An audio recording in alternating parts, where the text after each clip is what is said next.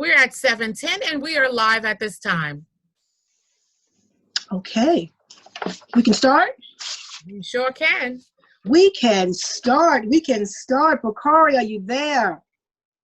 We are so excited. I'm actually texting Bakari right now. He has been waiting. He is excited. We are excited. Wow. It's really interesting to have Bakari Sellers with us today. And that is because we just laid to rest, as we all have watched Rayshard Brooks. We will talk about the life of Rayshard Brooks shortly. But I do want to welcome, before we get started, the reason why we are here, I'd like to welcome Madam President, Dr. Marie Carmel Durandis Presley. Doctor. Thank you so much, Dr. Alexander. I would like to say a special thank you so much for putting this together. Thank you, Mr. Sellers, for joining us on this important conversation and for sharing your time with us. We truly appreciate it. My name is Dr. Marie Carmel Durandis Presley. I am the president of the Queens Alumni Chapter, and I am also the chair of the New York Metropolitan Coordinating Council. And on this call with me this evening are my sister presidents. And if my sister presidents, I'm going to call in order by chapter. If you can kindly unmute yourselves and just give your name and your chapter, and we will move forward. So Bronx Alumni, if she's here. Greetings, this is Althea Kitchens, president of Bronx Alumni Chapter. Welcome. Thank you so much. Bronx Alumni Chapter? I'm sorry, Brooklyn Alumni Chapter. Good evening to everyone. My name is Shauna Nate Green Miles, president of the Brooklyn Alumni Chapter. East Kings County Alumni Chapter. Good evening, everyone. My name is Judith Joseph Jenkins. I'm the president of the East Kings County Alumni Chapter. Thank you. Mid-Hudson Valley Alumni Chapter. Good evening, everyone. My name is Annette Brooks Quarles, and I'm the president of the Mid-Hudson Valley Alumni Chapter. Nassau Alumni Chapter. Good evening, everyone. My name is Jackie Morrison Brailsford, and I am the president of Nassau Alumni Chapter. Welcome. Thank you. New York Alumni Chapter. So our president for the New York Alumni Chapter is Monique Jackson Dickens. North Manhattan Alumni Chapter. Good evening. My name is Rory Mills. I'm the proud president of North Manhattan Alumni Chapter. Welcome, everyone. Thank you. Rockland County Alumni Chapter. Good evening, everyone. My name is Dr. Tanya Couch Jenkins, and I am the president of Rockland County Alumni Chapter. Welcome, and thank you for joining us. Staten Island Alumni Chapter. Good evening, everyone. My name is Yolanda Scott, and I'm the president of the Staten Island Alumni Chapter. Welcome. Thank you. Suffolk County Alumni Chapter. Good evening, everyone. I am Sybil Mimi Wells. I serve as the Suffolk County Alumni Chapter president. I want to say thank you for uniting and supporting us tonight.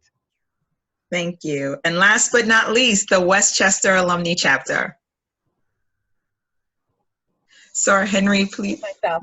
Yes, I got it. Good evening, everyone. I'm Danielle Henry, president of Westchester Alumni Chapter, and thank you for joining us tonight. Thank you, Sarah Henry. So on behalf of the 12 alumni chapters who comprise a portion of the New York Metropolitan Coordinating Council, we want to say thank you so much for joining us this evening, taking time out of your busy schedules for this very important conversation. Thank you so much, Dr. Alexander, for putting this together on our behalf. Thank you to Miss Clarissa, who is working as our EP in helping us put this together. And Mr. Sellers, thank you so much for penning and authoring such an incredible story. And thank you so much for coming and presenting with us and hearing your voice. So thank you so much for your time. Dr. Alexander, I am going to turn it back over to you. Thank you. Madam President, thank you so very much. Soros, thank you so very much for being here for this important conversation. As we all know, we celebrated Juneteenth, and we are going to continue the conversation today, tomorrow, and the next day, and every day thereafter, because we need to talk about our history. The reason why I bring this up, again, I just want to go back and let's just give thought to Rayshard Brooks.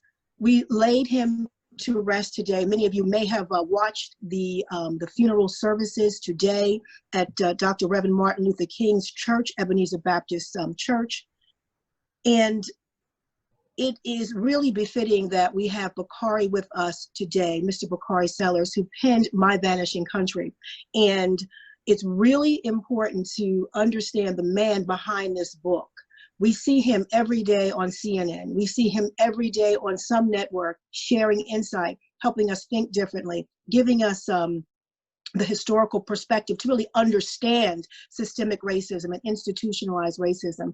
But Bakari, what I'd like to do is start with the first question. I want you to think about Cleveland Sellers. What would Cleveland Sellers say today as we lay to rest Mr. Brooks? Well, first, you know, I have to say, being on this call with all these city folk, I'm from the big city of Denmark, South Carolina, where we have 3 stoplights and a blinking light. And my mom and dad always say that the 2 most important words in the English language are the words "thank you." And so I have to really say thank you to all of you all for giving me this opportunity and your support. In the words of the great American poet Sean Carter, also known as Jay-Z, you could have been anywhere in the world, but you chose to be here tonight. So I'm grateful that we get a chance to spend an hour together, just having a conversation. I tell people often I'm a product of the proverb, it takes a village to raise a child. And there have been so many Deltas who are part of my village, including my mother and sister and wife. And so I'm grateful for pouring for you all, pouring so much into me. The reason I'm here really is Tracy Sherrod. Tracy is my editor. She is the editor of the Amistad imprint at HarperCollins. She's one of the only Black women who runs her own imprint.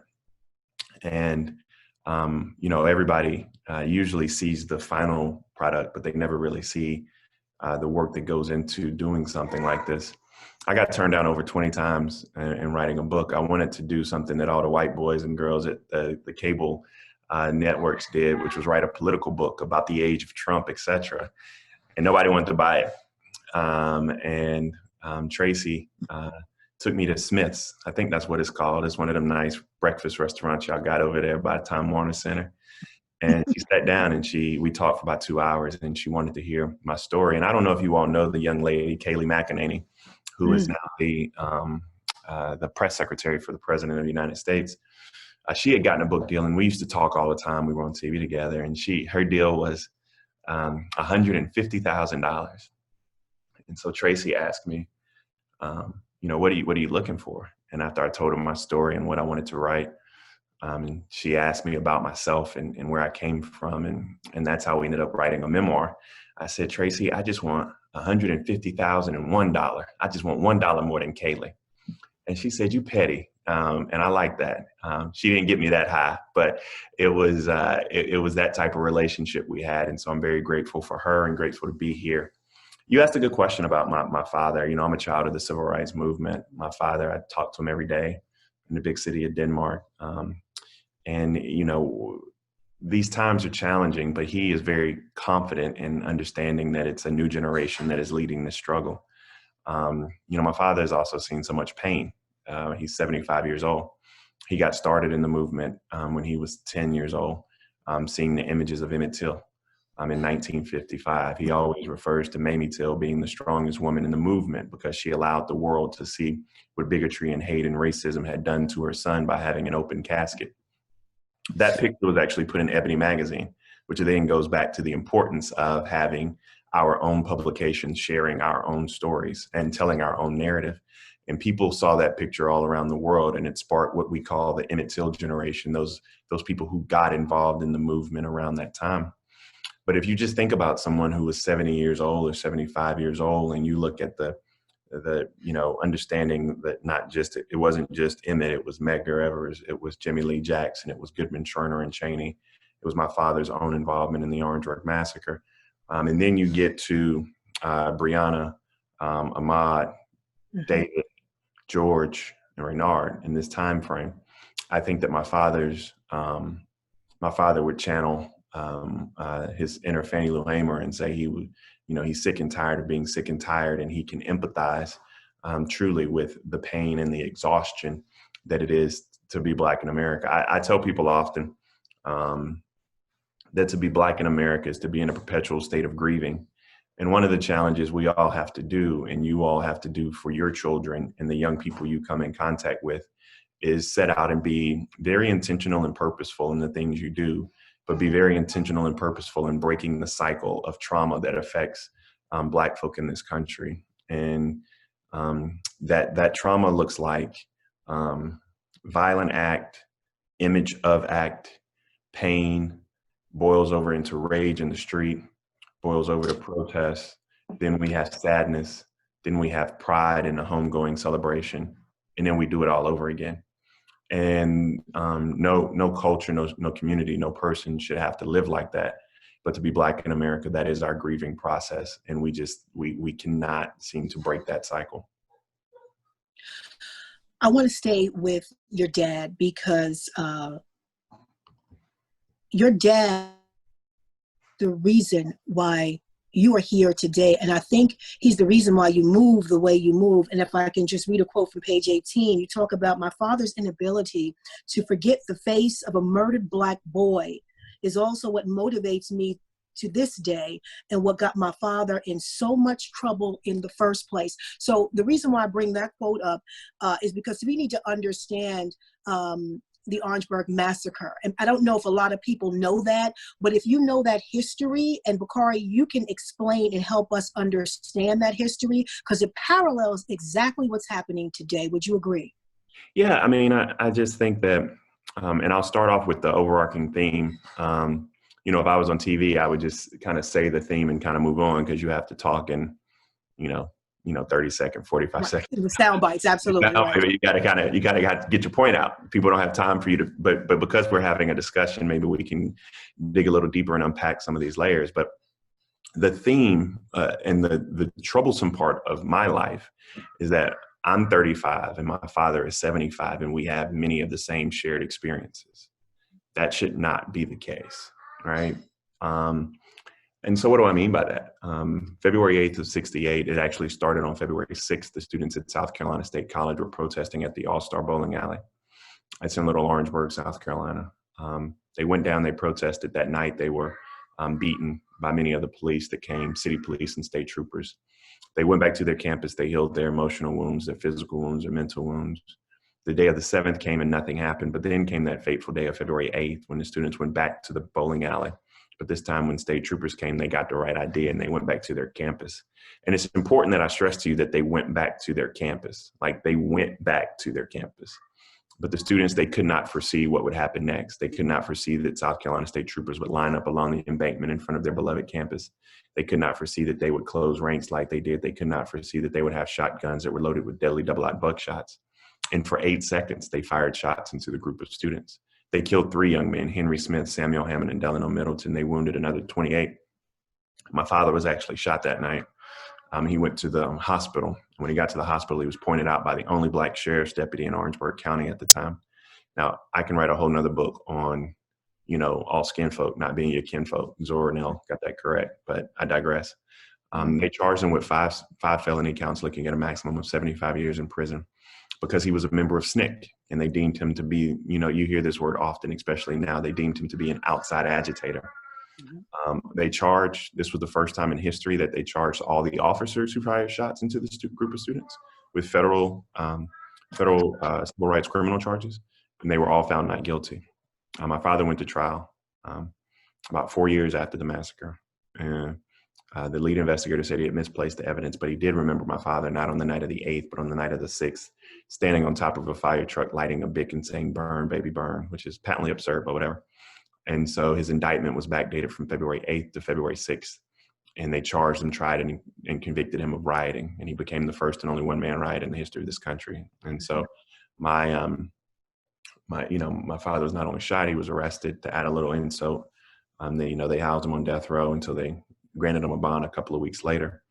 And I know, well, two of the most traumatic parts of that. One is very tangible. When my father had to report to prison, my mother was pregnant. And so my sister, Sizwe Sellers, her middle name is Abadame. It means born while father is away. It's Swahili. She went to Xavier and pledged and crossed at Xavier. She was born while my dad was in prison. And so the first image of my parents with Sizwe is they're on the prison yard, and they both have these big afros. And my dad is sitting there holding, my mom's like looking off into the distance, and they had those Polaroid cameras. Y'all know the Polaroid that you got a fan. They got another inmate to take the picture. And my dad's feeding my sister with a bottle, and that is their, I don't know what you call them. My wife makes me take them all the time when we had our babies, but the newborn picture, right? So you just think about that trauma, and you think about how your father, your husband is in prison unjustly. You have to carry and give birth to a child. That man gets out of prison, is scarred because of that incident, loses a year of his life, then has a felony on his record in the South. And as the queen of that household, you have to provide for that family and have to have that necessary strength after you had to have that strength of carrying a child by yourself. And then as the man in that family, you try to do everything you can, although it appears this country doesn't want you to hold that family together and provide. And so it was just I refer to February 8th as the most important day of my life, but it was a way that injustice enveloped my family at a very young age. And on page 21, to me, this kind of summarizes the book. You say, as a result, my early knowledge of the injustices of the civil rights era. You got to make me turn pages. I got to turn pages with you. Listen, no, we're going in. We're going to unpack, and we're going to dig deep. When I talk to Bishop Jakes, he's like, hurry up and get to your scripture. And I'm like, Bishop, I can't turn. Okay, page 21. Tell me what page you 21. Want. I'm looking at, as a result, 1, 2, 3, third paragraph. As a result, my early knowledge of the injustices of the civil rights era has left me with a heavy heart. Yeah. Even as a child with so many tears. Yeah. Most of y'all know, if y'all ever seen me on CNN, or just in real life in person, I am very emotional, and I'm unashamed of it. Like, I don't really care how y'all feel about me being emotional. But I also talk about my anxiety in this book, right? I come out and talk about the anxiety. The difficult thing for me is when you live with a real life hero, like I live with my father, and you see that his eyes don't pop like they used to from shedding so many tears from so many loved ones lost, or his shoulders aren't as upright from carrying the burdens of a generation. You kind of see the toil, and you see the pain, and you see how heavy that burden becomes.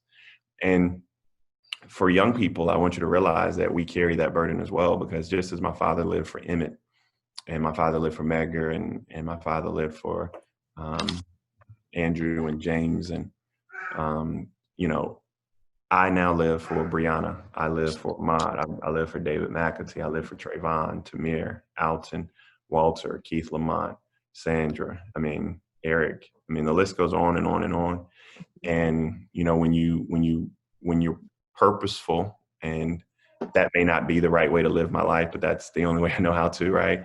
When you're purposeful and you're trying to complete tasks and honor remembrance because others were not able to, that anxiety wears on you, and that burden becomes a lot to bear. Mm-hmm. I just want to switch gears for a minute, because President Yolanda Scott sent a question over, and I don't know if you had a chance to see it, but she says, what do you say to Black individuals who live in so-called white communities that feel all of the protesting, rallies, and Black Lives Matter movements and messages, it's pretty much just a waste of time? If the Black man or Black woman would not resist arrest, they wouldn't die. It's their fault. And I mirror that question, because you talk about, page 26 in the book, you talk about what happens when Black folks remain silent. Yeah, Can you help us understand? That level of ignorance is prevalent around us every single day. And, my response to that is, the sad part is I can go through this. Walter Scott, I don't know if you remember, he was shot in the back in Charleston 6 times. His crime was failure to pay. He had a blinker out and then failure to pay child support. Eric Gardner, a story you all know very well, was selling Lucy cigarettes. Alton Sterling was selling bootleg CDs. Sandra Bland, I believe it was a blinker. Tamir Rice was 12, but they thought he was, I don't know, it don't matter. George Floyd passed off a $20 bill that he didn't even know was not real. Ahmaud Arbery was doing stuff that we always do, which is being nosy, looking into a house, not bothering nothing, not taking nothing.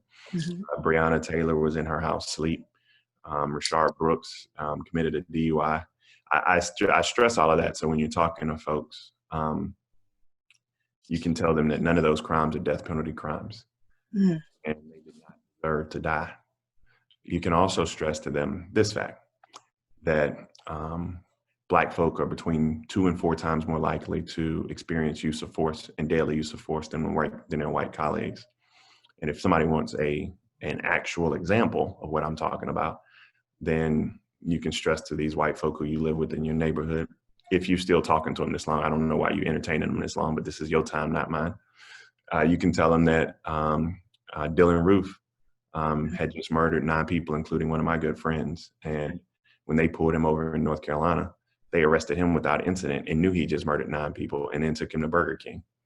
And so I'm trying to figure out why Raynard, for his mistake, couldn't get a Uber home. I'm really mad, to be completely honest, I'm really mad at the Wendy's manager, because y'all need to stop calling the police so much on folk. That's what y'all need to stop doing. They could have called a car to pick that man up. They could have called a medic to see what was wrong with him. They had no idea. You got to stop calling the police so much on folk, because that just doesn't end well. And so my last bit of advice for whoever asked that very, very good question is I will leave you with a piece of advice my daddy gave me, which is to never argue with fools, because people watching can't tell the difference. Can you repeat that for me? Because I just want to digest that again. And never argue. Those twins, so they in the background, they cheering their daddy on, so they're That's proud. Right. But you never argue with fools, because people watching can't tell the difference. I mean, that's a quote that I live by even on TV. I just want to then, actually, from Mr. Sellers, it's very hard to carry the burden day to day. Wow. How did you mourn the death of George Floyd, Rayshard Brooks, Breonna Taylor, and the others in order to make it through the day? Thank you, Andrea Higgs, for that. How do you mourn? So, I mean, I mourn. Sometimes I have to mourn publicly, because something I write about later is living in a fishbowl. And a lot of your elected officials and people. I ran for office when I was 21 years old, and won. And so you always live in a little fishbowl. And I don't know if you all know or understand the fishbowl mentality, but it's like when you're living in a fishbowl, people can see absolutely everything that you're doing. Like, you have no private moments, you have no secrets. It's just like a fishbowl. There's no hiding for that fish at that moment. And so you mourn publicly, but a lot of times I think the strength that I do have is in my partner and my wife, is in my children, is in being able to communicate with other people. I mentioned T.D. Jakes earlier, Tyler Perry. Me and Tyler talked a lot over the past, 2 months, both being fathers and being Black men, and, just being forward facing, and trying to navigate all of these things. The most difficult question that I had to wrestle with, though, is raising my children in this environment. I want to explain to you this, so we're extremely clear. I do think that the common strain of all of those names, even going back to Emmett that I named, is that none of them got the benefit of their humanity, and that is the most troublesome part of raising Black children in this world. That there are groups of people who look at them as being less than human. And when you look at people as being less than human, you can do things like they did to Ahmaud, which is hunt him.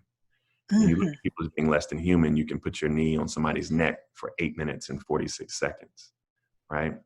And there is a lack of humanity that Black folk are looked upon with. And a lot of times that happens in law enforcement interactions as well. And so that's my tantamount fear.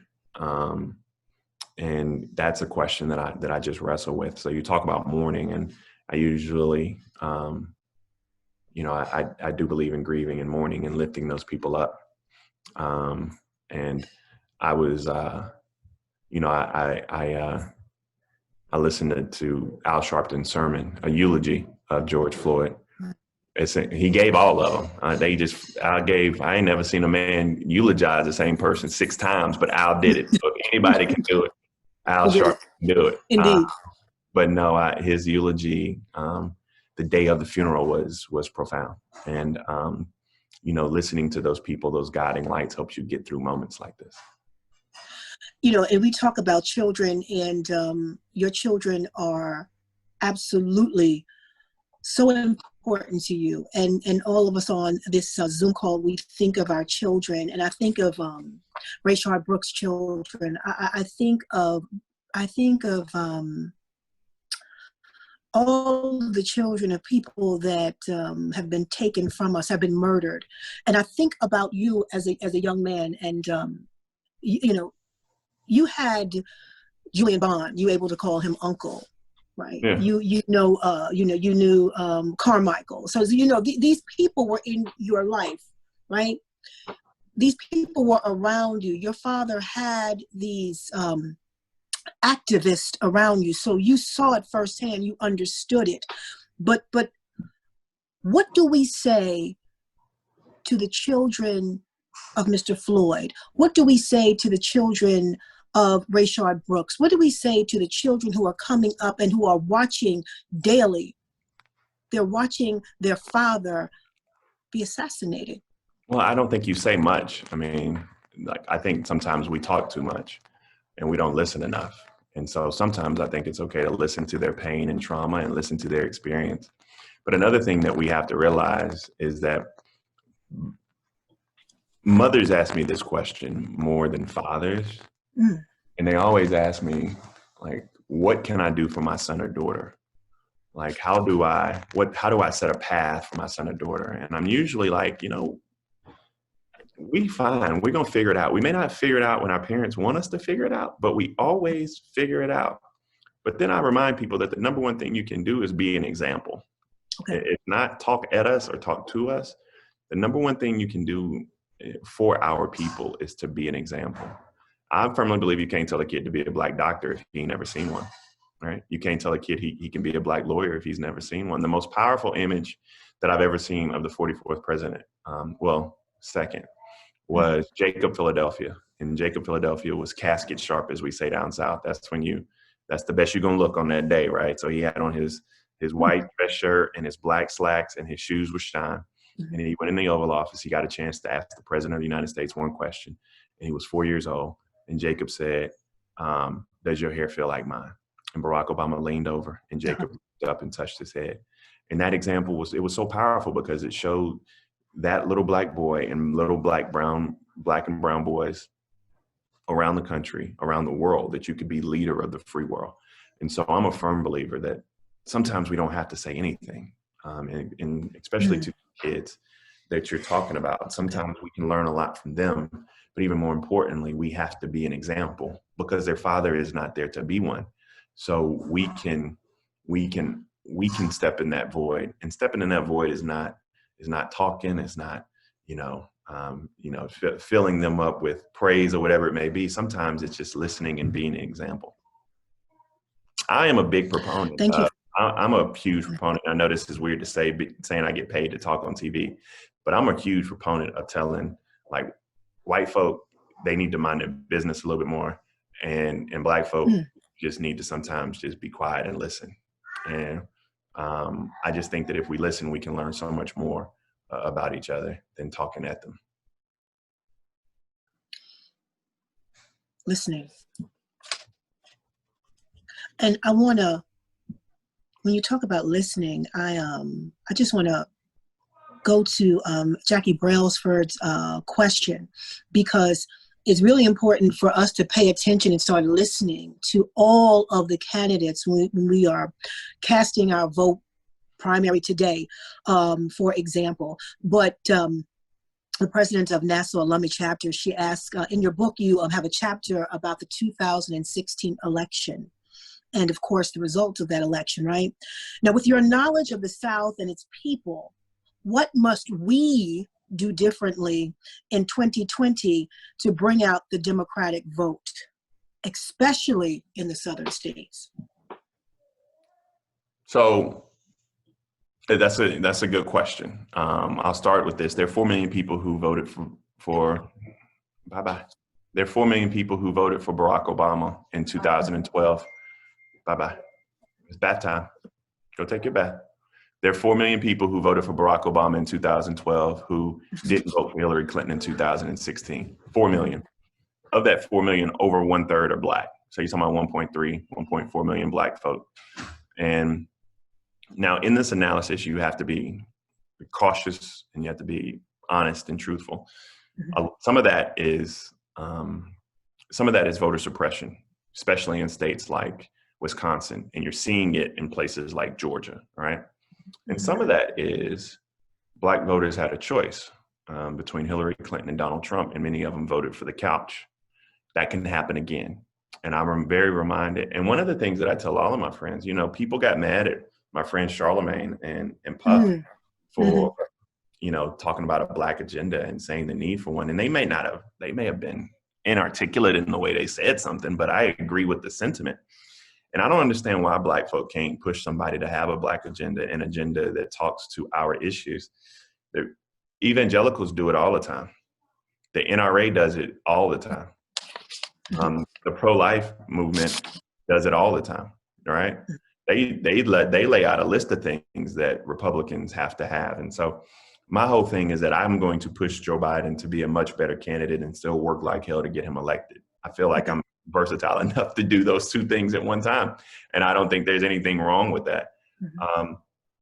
I do think, though, that, and one of the things I'm focusing on a lot is talking to Black men, because Black women have carried the Democratic Party, have carried Southern politics, American politics for a long time. So I ain't really worried about y'all. Y'all are always there, even when we don't deserve it. But Black men have become somewhat of a swing voter, which is kind of weird to say. 13% of Black men voted for Donald Trump. Some of that's misogyny. And some of that is the fact that they just were not spoken to. But we have to, the former is a lot easier to address than the latter. So I'm having those conversations around the country.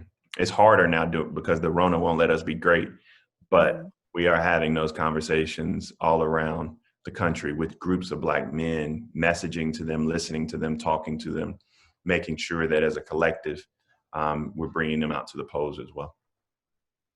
And I think you kind of answered that question. Dr. Jenkins, the president of Rockland Alumni Chapter, she asked, what does real progress look like for Black folks in the 21st century and beyond? You kind of hit upon that. Is there something else, though, we need to know?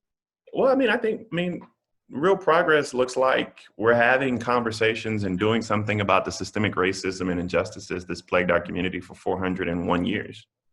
I have to remind people it's the N1. We've been here since 1619. Thank you for that. And, thank you. And I am very mindful of the fact, like I write about in my book. I grew up in a food desert. Some things people take for granted, where you can't go 2 or 3 miles and get healthy fruits and vegetables. No access to quality care. Because your hospital shut down. My closest hospital when I grew up was 30 to 45 minutes away. So imagine if you have a heart attack, that means you die. But that's all. That's throughout rural communities. Right. You're drinking dirty water, or you're breathing in unclean air. You go to schools where your heating and air don't work, your infrastructure is falling apart. So it's no wonder when you have a pandemic, you're the first to die, and you die at higher rates, right? Because of these systemic injustices that are the underlying foundation of these communities.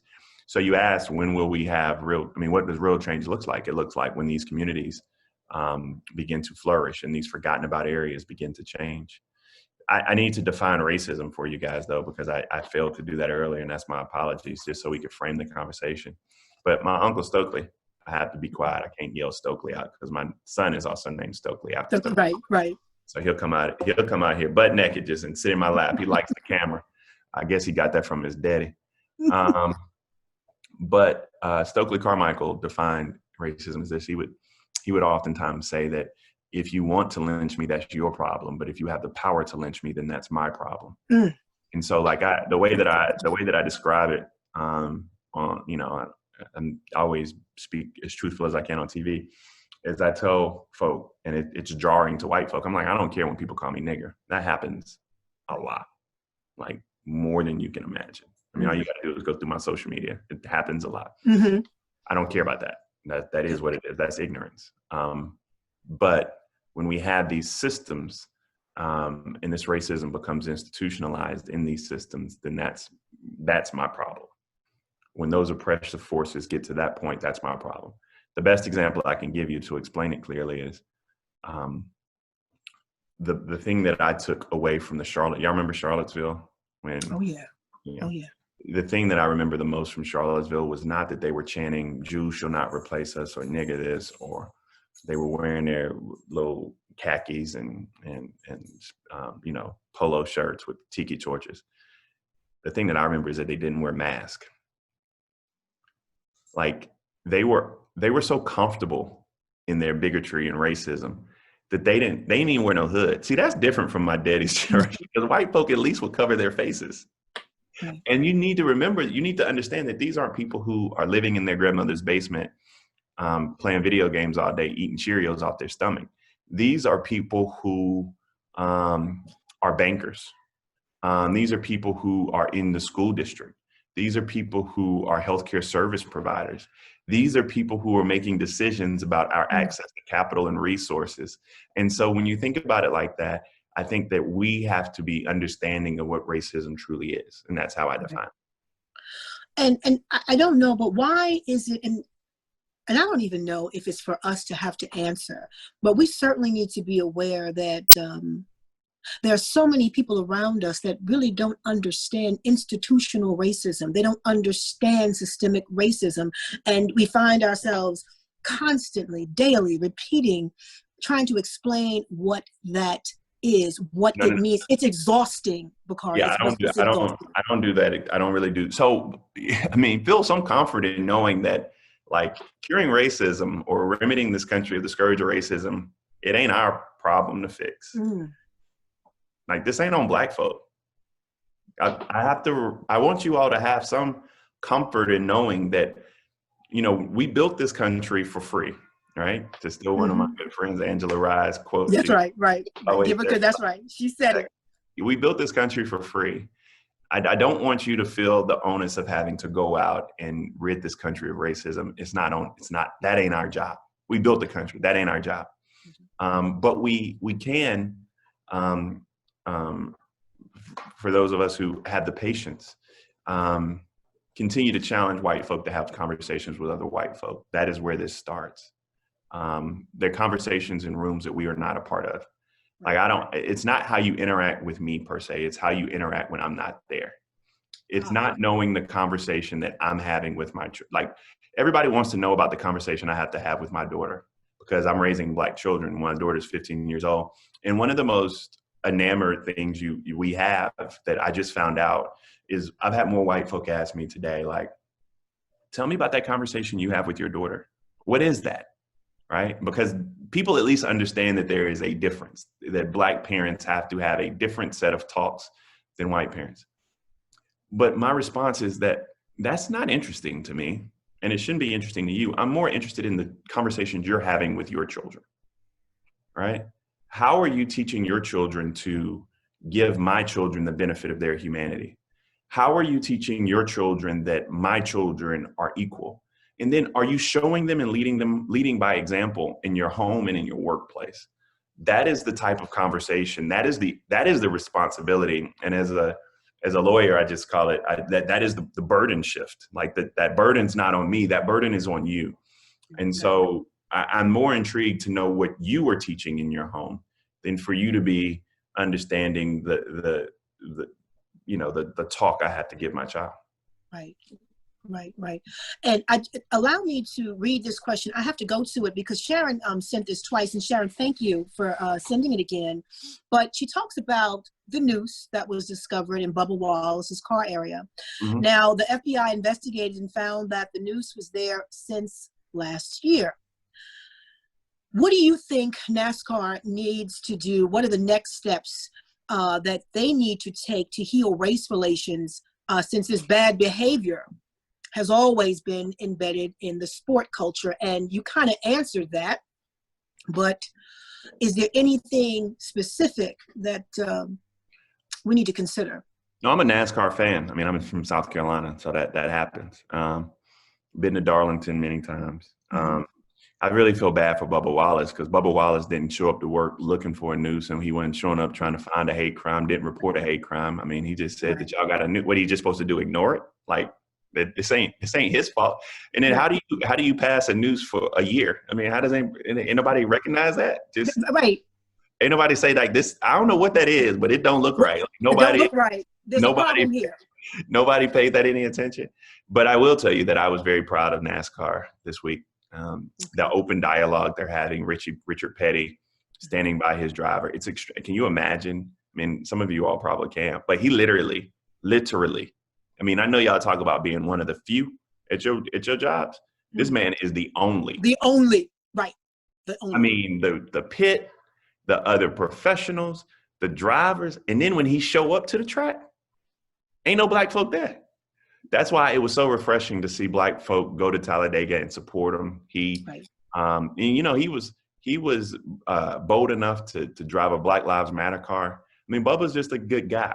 And the fact that he was embraced by his colleagues, I just feel, and I'm very clear. I mean, the NBA is, the WNBA by far is the number one in terms of social justice and activism. The NBA is close behind. But I didn't have on my 2020 bingo card that NASCAR would far surpass the NFL in terms of its social justice and activism. Right. And that 2020 has been hitting me with a lot of loops. And that is one that I didn't see coming. I don't know if any of y'all saw that, but I didn't see coming. But banning, people don't understand, banning Confederate flags from NASCARs, like, that is a gigantic step for them. Like, gigantic. Absolutely. And so that just shows that and the funny thing is, most folk didn't even know about Juneteenth. No white folk really knew about it, and only half black folk knew about Juneteenth 2 weeks ago. And now we on the verge of making it a national holiday.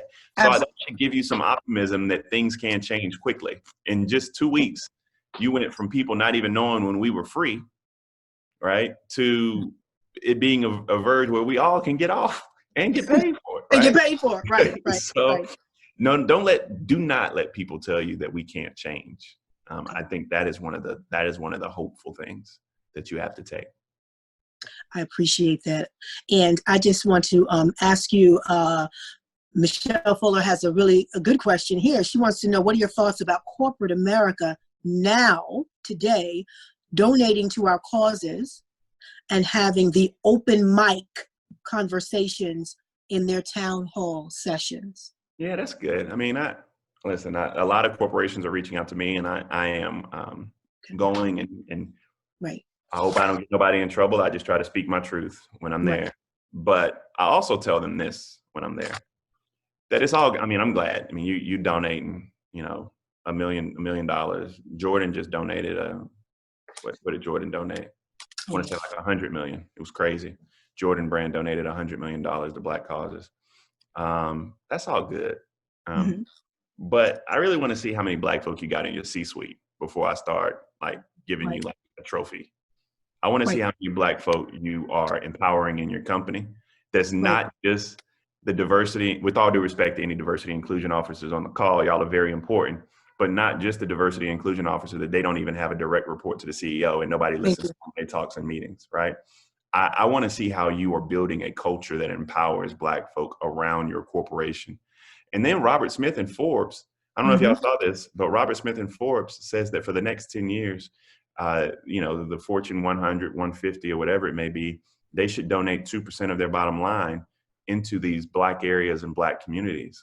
Just 2%. He called it a 2% pledge. He said that would be some of the change that we want to see. And those are the questions that I ask. I mean, it's all good. I mean, you donate a little money here and there, but I really want to see the corporate culture change and more Black people be empowered. That's why I'm actually more thrilled about people like Taylor Swift, who are coming out and speaking, because that actually takes a certain level of courage that she is now voicing her opinion. Carson Wentz, quarterback for the Philadelphia Eagles, I give that more value than I give whatever corporation it may be. And to your point, I get a little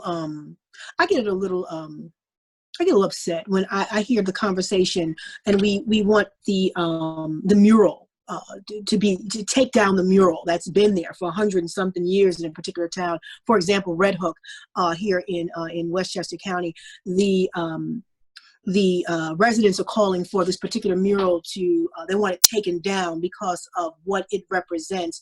And they're not sure if it's a Black woman, if it's a white woman, but they're not sure who the woman is, but she's pulling a cart of apples, and it looks like this woman is a slave. So no one can get the truth.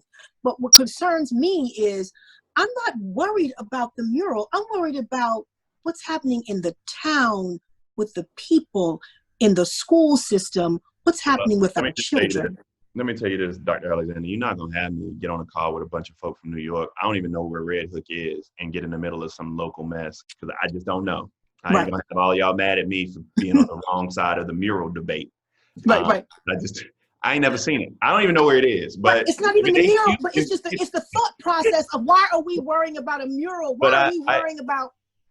I get you. But so let's extrapolate it to the conversation about statues we have that are just much larger.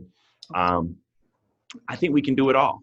I got the Confederacy, they lost the war. Take the statues down and let's focus our energy on registering people to vote, talking about police reform now, institutionalized racism. I don't see why we can't do it all. And I don't think that we have to limit our scope. Now is the time right now where Black folk, this is one of the things that when I'm speaking to Black folk all the time, I'm like, we were once a people of dreamers, and we've lost that courage. We've lost that courage, and we've gotten tired and beat down by this country, and I completely understand that. But we have to regain our ability to dream and reimagine this country and what we want it to be. And now is that moment where we need to reimagine our structures, and we need to have really, really big dreams about what we want this country to be. And Sybil definitely agrees with you. We must focus on the action on making our dreams come through and come to fruition. I just want to open this up at this time because we know, Bakari, thank you so much for being here and just sharing the knowledge. And as I always say, dropping the pearls. And you will really understand who Bakari is today when you really read those first couple of chapters, how his mother and father helped shape how you think and how you move today. And I think it's worth reading. Well, thank you. You know, it's worth, absolutely. Yeah, absolutely. I mean, we didn't get into you going to college and oh, no, I mean, listen, we had a good, fruitful dialogue. Let me just say this, and as we kind of, when I wrote this book, first of all, you never want a book to come out during the middle of a pandemic, right? That just ain't, that's not the way. Right. Not a good thing, right? When you dream about your book coming out in the middle of a pandemic is not one of the things you really want. I tell people I've done a book tour with no pants the whole time, just sitting in front of my computer every single day and some hoop shorts. I don't even know what my suit pants are. I'm just wearing some hoop shorts and a dress shirt. And so, but I was on the Breakfast Club and I was like, man, I really want this book to be a New York Times bestseller. And it has been, thank God. And it is. Yeah, 3 weeks in a row. And but the reason being is because it's not something that I just wanted to put in my Twitter bio, although it is in my Twitter bio. Yeah. But I wanted the book to do well so that other Black folk would have an opportunity to tell their stories.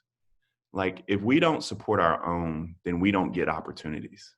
And that's why I'm so grateful for you all giving me this platform and you all buying the book, or if you can't even afford to buy it, like, you don't know how big it is when you go down to your local library and request they get it, because they get 1 or 2 copies, and that's not a lot, but it helps people have access. And so that's why it's important to support your own. Like, because my book did well, I got invited to HarperCollins to speak to their boss, Brian Murphy, I believe is his name. Like, he was over all of HarperCollins. And at the end of it, he was like, whatever we can do for you. I said, well, I don't know if I can say this. Patrick and Tracy may get mad at me, but, I want you now to invest in other Black authors. I mean, I want you to give them a chance. I want you to sign them to deals and put resources behind them to go out and be successful. Because now, because my book has done well, other Black kids, other people from the South, other people who look like me can be able to share their story. And the last thing I'll tell you is, one of the dope things is, this is me at 6. And I made a conscious effort to put this picture on the front of the book, because I don't know how many other books you pick up and a young Black boy can see an image of themselves. And I just think that's so dope. So that's the young Black boy fishing and eating white bread. Just. I'm not going to tell you that tomorrow, I believe, is National Catfish Day. Don't ask me why I know that, but we are going to fry some catfish nuggets, and we just use mustard and hot sauce. Don't be bringing all that other stuff. Don't be fancy with it. Y'all leave that stuff at one of them rest areas above Maryland. Don't bring it down here. We just want a little hot sauce and some mustard. That's all we need. And white bread. The white bread to wash it down, right? Just in case the bone gets stuck, right? That's right. Before we go, I just want to ask these 2 questions. And if you've got a second, sure. Madam President wants to know, how do we address education and systemic racism when our children are being educated on a curriculum that does not reflect their true identity? And she's a psychologist, so excellent question. I mean, she probably needs to answer the question. She probably has a better insight than I. Right now we live in a country where kids are punished because of the zip code they're born into. And this is going to sound weird, so just don't unclick when I say this. But right now the world is fundamentally flat. And I'm not like Kyrie Irving, the world is flat. No. I'm like Thomas Friedman, the world is flat. Because due to interconnectivity, and due to social media and everything else, now when kids graduate from PS, whatever it may be, or whatever public school it is in New York, they're no longer just competing with kids who graduate in South Carolina. They're now competing with kids who graduate in the American school in Paris. They're now competing with kids who graduate in the UAE. And fundamentally, we're not doing a good job, particularly with Black kids, preparing them for a 21st century global economy. We're just not. And she asked an even better question. One of the things that I noticed with 17-month-old twins is finding cartoons with images that look like them. How about that? I'm not talking about blue stuff. I mean, whatever. I'm actually talking about like little Black and brown children on their screen that are going out and being the hero, right? So you're absolutely right. And we have to do a better job. And that's why I said one of the things we have to do is be a better job of being an example. And I know that's exhausting, because all of y'all got 9 to 5s, and then you do everything that you're supposed to do. But sometimes there's a little bit more energy that you can spend at your Boys and Girls Club. There's a little bit more energy that you can spend in your elementary school. There's a little bit more energy that you can spend with some of the young girls from your church. Just listening to them sometimes, lending them a dress sometimes, it's so much that we can do to help them understand that it's okay to be unapologetically Black and what that means. Because now they know about Juneteenth, but they still don't know about Orangeburg, right? And they still don't know about Fannie Lou Hamer, and they still don't know about Shirley Chisholm. And so it's our job. That's our job, because right now schools ain't doing it. So you want to break that cycle? That's on us. That's on making sure that our children grow up in that proverb of a village to raise a child. And we have to do a better job of reinforcing our village for our children. And the final question we have to talk about. Oh, and Ms. Cross just said, yeah, many people just learned about Black Wall Street last week too. When the president won it, I was so happy he went to Oklahoma. I was so happy because I got a chance to tell people about Black Wall Street that didn't know. People didn't even know that You Dropped a Bomb on Me, baby, was about Tulsa, because the Wilson brothers were from Tulsa. Yes. So, Come on. so Gap Band. they just think that the Gap Band was out here talking about you dropped the bomb on me and it was They a don't love song. No.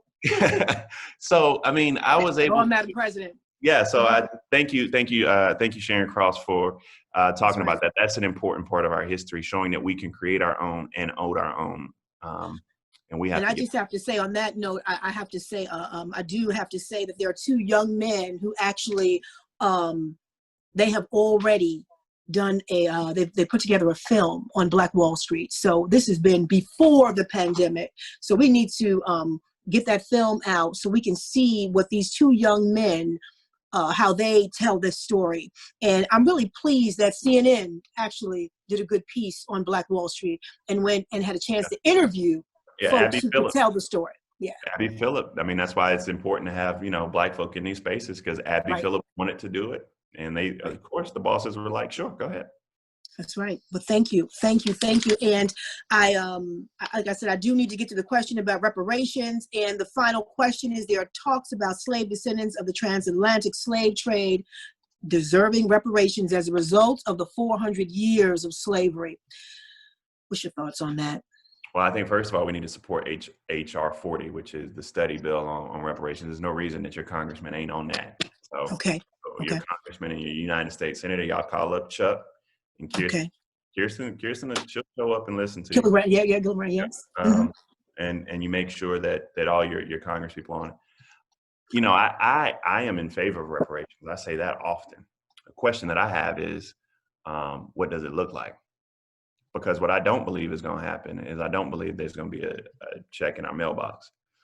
Agreed. But I do believe that we need to do things like make sure that 3% of small business loans are directed to Black banks for the purposes of Black businesses. Less than 1% of the Small Business Administration loans right now go to Black businesses. This is more policy oriented than you probably want to hear, but what drives me crazy is when people do race neutral policies to fix race specific problems. And I think that we have to dedicate funds and resources directly to the communities that are hardest hit and directly to communities of color. And I think that's one way we get around that. And I'm also reminded that, and you can't, this has to be a part of the discussion, while Black folk were fighting for equal and civil rights in the South in the 40s, 50s, 60s. There were other immigrant groups that came to this country and we're getting land and different resources. And the last thing that I would say is one of the things that I did mention, and I have mentioned, I'll continue to be a proponent of, is a GI Bill for Black folk. So they can go to public school for free. Like the least we should be able to do is like go to like Michigan State for free. Okay. Right. I mean, that just The least, right. Yeah, like a GI Bill for Black folk. Like I think that a Black child who qualifies in North Carolina needs to be able to go to the University of North Carolina for free. His ancestors literally built that school and plowed that land. And so there's no reason that kid can't go to college because he can't afford to. That's my purpose. BAKARI Sellers, unapologetically Black. We thank you. We thank you. We thank you for being a soldier out there every day, fighting, advocating, teaching, and just showing us your tears, letting us see your tears, because you let us know it's okay. We don't have to apologize to be Black. We thank you so very much. We thank you. We thank the children. We thank the babies. We thank them for letting us have you for a couple They were hours. good. They weren't too long. They were good. Right. They were good. They were good. We thank you so, so very much. And I've got to tell you, the book is phenomenal. And I've got to say big thank you to my sis, Tracy Sherrod. You mentioned her in the beginning, the editor. She holds it down. She's about it. She's phenomenal. And she's a sister who is in a position, she's only one, it's not that many.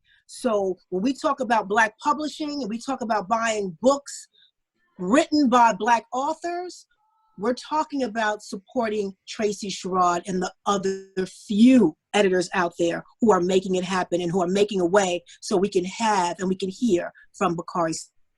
And a huge thank you to my sorors of Delta Sigma Theta Sorority Incorporated, New York Metropolitan Coordinating Council, sister presidents, madam presidents. We thank you, and thank you for all of the sorors who are on this call today. We appreciate you, and we are about our work, and this is what we do.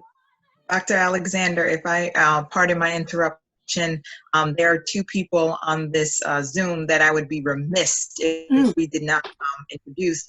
Soror Sheila Beverly Skinner, who is the state coordinator for the New York Metro. She is on here, so I don't know if she can mute or unmute herself to say hello. And then we also have our Eastern Region Secretary on here, Soror Randy Gray. Shout out to her. And we have one of our Delta Sigma Theta sororities National Social Action Commissioners, Rosalind Spigner. So we want to thank them. Wonderful job. We hear you. All right, Dr. Alexander, I'm rolling back over to you.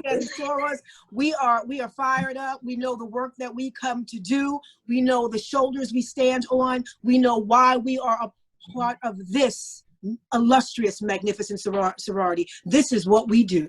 So again, BAKARI Sellers, thank you so much. We will see you soon. We will see you back in the seat on CNN. Thank you so much. Good night.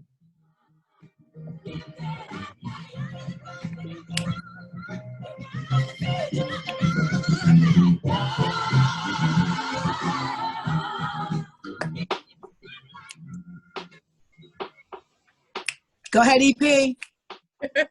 I can't hear your music, but I know I heard it from the beginning. Come on, we need our music to make sure everybody gets home safely. Aretha Franklin. Young, Gifted, and Black. When the last time you heard that? All right. You were ready with that one. So ready. You were ready with that one. Yeah.